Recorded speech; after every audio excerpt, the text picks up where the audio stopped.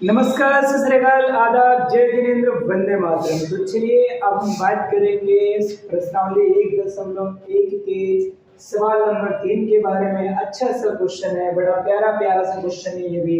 इसमें क्या बोल रहा है, कह रहा है अभाज्य गुणनखंड विधि द्वारा निम्नलिखित पूर्णांकों के एलसीएम और एचसीएफ ज्ञात कीजिए। पिछले सवाल में हमने सीखा था कि आपके पास क्या था कि एचसीएफ निकाला था, एलसीएम निकाला था, फिर दोनों संख्याओं का गुणनफल बराबर एचसीएफ गुणा एलसीएम हमने सिद्ध करके देखा था। फॉर्मूला सही बैठ रहा है, नहीं बैठ रहा है, लेकिन यहाँ पर वो नहीं निकालना है। यहाँ पर बस आपको एचसीएफ और एलसीएम निकालना है। और एचसीएफ एलसीएम निकालने का बहुत ही अच्छा मेथड ये है कि आप गुणनखंड विधि से निकाल लीजिए। कैसे निकालेंगे देखिए, अगर मैं 12 को ब्रेक करूंगा तो समझना, इस 12 को ब्रेक करने के लिए मुझे क्या करना पड़ेगा, 2 गुणा 2 गुणा 3, 2 3 4 दिया 12। और 15 को ब्रेक करने के लिए मुझे क्या करना पड़ेगा, 3 पंजे 15। और 21 को ब्रेक करने के लिए 3 गुणा 7। कोई दिक्कत है, कोई प्रॉब्लम है? कुछ भी प्रॉब्लम नहीं है। तो देखिए हमारे पास क्या आ जाता है कि अगर हम एचसीएफ निकालते हैं तो एचसीएफ क्या हो जाएगा, जो कॉमन है सब में, तो कॉमन क्या है, 3 यहाँ भी है, 3 यहाँ भी है, 3 यहाँ भी है, तो 3 इसका एचसीएफ आ गया, यानी कॉमन आ गया। और अगर हम एलसीएम निकालते हैं तो एलसीएम में आपको बताया था मैंने कि जो कॉमन आया है, जो एचसीएफ आया है ना, पहले तो आप उसको लिख देंगे, अब बाकी बची हुई संख्या, तो कितना जाएगा बची संख्या, 2 गुणा 2, और यहाँ से बचा 5 और यहाँ से बचा 7। तो आप इनकी गुणा करा लीजिएगा। अब गुणा करा करके यहाँ पर लिख दीजिएगा, वही आपका क्या आएगा, एलसीएम आएगा। तो गुणा करके आप कमेंट कर सकते हैं यहाँ पर, ठीक है। आप गुणा करके यहाँ पर क्या कर सकते हैं, कमेंट कीजिए, आप कमेंट बॉक्स में आप लिख सकते हैं। कंप्लीट कीजिए आप क्वेश्चन को, मैंने आपको हिंट दे दिया, सॉल्व अब आपको ही करना है। तो देखिए ऐसे ये 17 है, तो 17 के लिए मैं क्या लिखूंगा यहाँ पर, 1 गुणा 17, क्योंकि इसको मैं तोड़ूंगा तो 2 और 3 से टूटेगा नहीं, तो ये हो गया। और 23 को क्या लिखूंगा, 1 गुणा 23, और 29 को 1 गुणा 29। तो यहाँ जो एचसीएफ बनेगा वो एचसीएफ क्या बनेगा मेरे बड़े दोस्त, जो कॉमन है। तो देखो यहाँ कॉमन कुछ मिल नहीं रहा है तो 1 ले लिया हमने, तो यहाँ पर एचसीएफ 1 हो गया।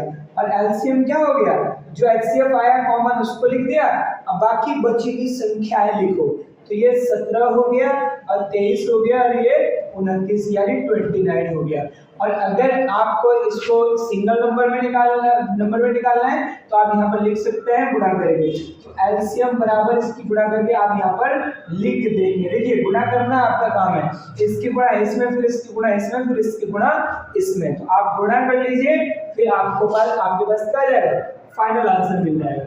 ऐसे अगर हम इसको निकालें तो देखो 2 दूनी 4 दूनी 8 हो गया, और यहाँ 3 या 9 हो गया, और यहाँ पर 5 पंजे 25। अगर मैं एचसीएफ की बात करूं तो एचसीएफ मतलब जो कॉमन है सब में, तो यहाँ पर कहीं कुछ कॉमन नहीं मिल रहा है, हम क्या कर लेंगे, 1 से गुणा करा लेंगे, बस इतना ही तो करते हैं। 1 से किसी में गुणा कराओगे कोई फर्क थोड़े ना पड़ेगा, तो करा दीजिए। तो एचसीएफ 1 हो गया और इसका एलसीएम क्या हो जाएगा मेरे भाई मेरे दोस्त, 1 तो आएगा ना, फिर जो बची हुई संख्या है तो यहाँ से कितना आ गया, 2 गुणा 2 गुणा 2, और यहाँ से 3 गुणा 3 आ गया, फिर गुणा कितना आ गया, 5 गुणा 5। और जब आप इसकी गुणा कर लेंगे तो गुणा करके क्या हो जाएगा, गुणा करके आपके पास फाइनल इसका आंसर आ जाएगा।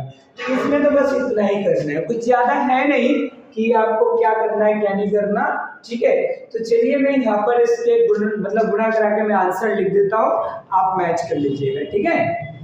तो देखिए मैंने यहाँ पर आंसर लिख दिया है। पहले का अगर आप एलसीएम में इन सबकी गुणा कराओगे तो आपको 420 मिलेगा, और इनकी जब गुणा कराओगे तो आपको ये वाला आंसर मिलेगा 11 3 9, और इनकी सब गुणा कराओगे तो एलसीएम का आंसर ये मिलेगा।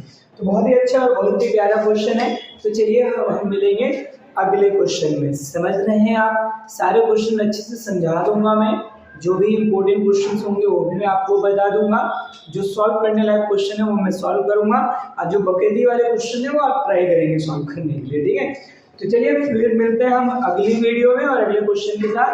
तब तक के लिए जय हिंद जय भारत।